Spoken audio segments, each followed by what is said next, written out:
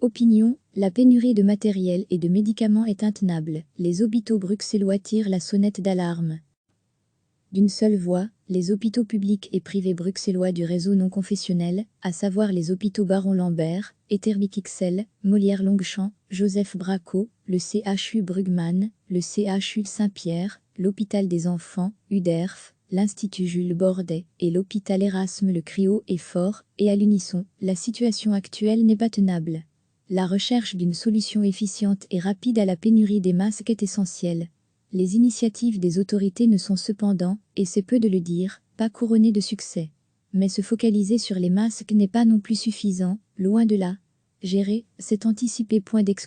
Les autorités fédérales ne semblent ni voir ni entendre qu'en réalité, les hôpitaux sont en état de pénurie massive de tout le matériel de protection et des médicaments indispensables au traitement des patients Covid-19 et d'autres catégories de matériel comme les seringues. Les unités actuelles des hôpitaux bruxellois prenant en charge les patients Covid-19, qui doivent être hospitalisés sans délai, vont arriver à saturation sous peu. L'ouverture de nouvelles unités est envisageable, mais pas si le problème du manque récurrent de matériel et de médicaments n'est pas pris à bras le corps par les autorités publiques. Le personnel médical et de soins ne peut plus être protégé correctement, et le risque d'un débrayage organisé par les représentants des travailleurs n'est certainement pas utopique. La prise de conscience par la ministre de Bloc, le SPF, et l'AFM de la gravité de la situation de tous les hôpitaux, en tout cas wallons et bruxellois, doit être immédiate et radicale. À part les urgences réelles, toute l'activité hospitalière est focalisée sur le traitement des patients Covid-19. Il n'est plus l'heure, pour la ministre de Bloc et le SPF, de douter de la bonne foi des hôpitaux quant à l'état réel de leur stock de matériel et de médicaments. Il n'est plus à l'heure pour la ministre de Bloc et le SPF de demander constamment aux hôpitaux de remplir des formulaires de toutes sortes avec des chiffres qui, de toute façon, se périment complètement en quelques heures et qui sont donc inutiles s'ils ne sont pas traités immédiatement. Il n'est plus l'heure, pour la ministre de Bloc et le SPF, de restreindre les distributions des stocks que nous savons encore disponibles en matériel de protection et de médicaments dans le pays, les fameux stocks stratégiques, dans l'attente d'une catastrophe. Faut-il menacer les autorités de fermeture de nos hôpitaux pour obtenir le matériel et les médicaments indispensables à la poursuite de nos activités? La situation est réellement dramatique. Maintenant, il n'est plus l'heure, pour la ministre de Bloc et le SPF, de jouer avec les nerfs et la santé des directeurs généraux et médicaux, du personnel médical et du personnel soignant des hôpitaux. Il est temps pour la ministre de Bloc et le SPF de fournir aux hôpitaux une information transparente sur ce qui se passe réellement au sein des cellules de crise qu'ils ont mis sur pied. Il est temps, pour la ministre de Bloc et le SPF, de prendre ses responsabilités et de fournir aux hôpitaux l'ensemble des outils indispensables à la continuité des soins et à la protection de tous ceux qui œuvrent au quotidien pour offrir aux citoyens patients les meilleurs soins possibles. Il est temps, pour la ministre de Bloc et le SPF, de débloquer les arrivées de matériel aux frontières, de simplifier la vérification de ce dernier par l'ANF, de faciliter l'approvisionnement des hôpitaux en matériel et en médicaments, et avec des stocks suffisamment importants que pour tenir à moyen ou long terme. Nous faire travailler avec des stocks de 3 jours est tout simplement insultant. Les soignants ne devraient pas vivre avec une épée de Damoclès sur la tête, avec la peur au ventre à l'idée que dans quelques heures ou quelques jours, ils ne seront plus en mesure de soigner les patients déjà hospitalisés. Ne pas croire le rapport dramatique que nous faisons de la situation revient tout simplement à mépriser et dénigrer le travail énorme actuellement accompli sur le terrain, avec des moyens qui ne sont pas dignes de ce siècle, de cette partie du monde, d'un welfare stat. Nous ne voulons plus des remerciements publics de nos ministres. Nous voulons qu'ils agissent concrètement sans plus attendre. C'est à eux de trouver des solutions immédiates, structurelles et viables à long terme. Il n'est pas trop tard, mais il est plus que temps. Recevez chaque matin l'essentiel de l'actualité.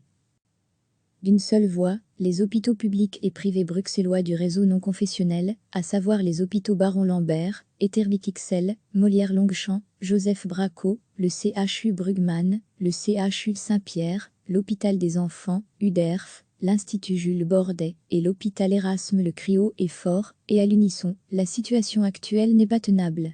La recherche d'une solution efficiente et rapide à la pénurie des masques est essentielle. Les initiatives des autorités ne sont cependant, et c'est peu de le dire, pas couronnées de succès. Mais se focaliser sur les masques n'est pas non plus suffisant, loin de là. Gérer, c'est anticiper. Les autorités fédérales ne semblent ni voir ni entendre qu'en réalité, les hôpitaux sont en état de pénurie massive de tout le matériel de protection et des médicaments indispensables au traitement des patients Covid-19 et d'autres catégories de matériel comme les seringues.